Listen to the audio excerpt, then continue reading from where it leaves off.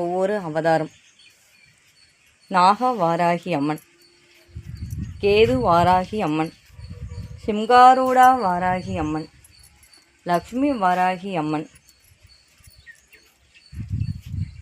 இடும்ப வாராகி அம்மன் என்ற கோலத்தில் காட்சி கொடுக்கிறாள்.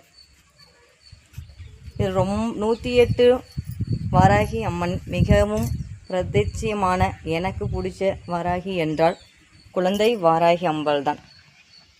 குழந்தையை தன் மடிமேல் போட்டு கொண்டு தாலாட்டு பாடிக்கொண்டு இங்கு அமர்ந்திருக்கிறார். குழந்தை வரம் வேண்டும் என நினைக்கும் பக்தர்கள் நம் ஆலயத்துக்கு வந்து குழந்தை வாராகி அம்மனுக்கு தங்கள் கைகளால் அபிஷேகம் செய்து ஆராதனை செய்யும் பட்சத்தில் 3 மாதத்துக்குள் கரு நிச்சயமாக உருவாகும் என்பது அம்மாவின் வரமாகும்.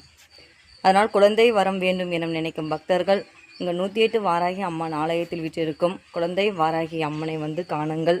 குழந்தை வரத்தை வாங்கி கொண்டு செல்லுங்கள். பார்த்தீங்க அப்படின்னா இங்கேயே நாக வாராகி அம்மன் வீற்றிருக்கிறாள். இங்கே நவகிரக வாராகி இருக்குது.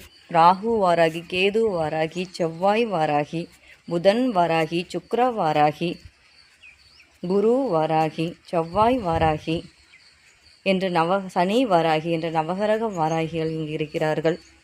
அது மட்டும் அல்லாது சூரிய வாராகி அம்மன் இருக்கிறாள், சந்திர வாராகி அம்மன் இருக்கிறாள். தோல் சம்பந்தப்பட்ட பிரச்சனைகளில் இருப்பவர்கள் நம் கோயிலில் இருக்கும் சூரிய வாராகி அம்மனுக்கு தங்கள் கைகளால் அபிஷேகம் செய்து, இவங்க தான் சூரிய வாராகி அம்மன், ஆராதனை செய்யும் பட்சத்தில் தோல் வியாதிகள்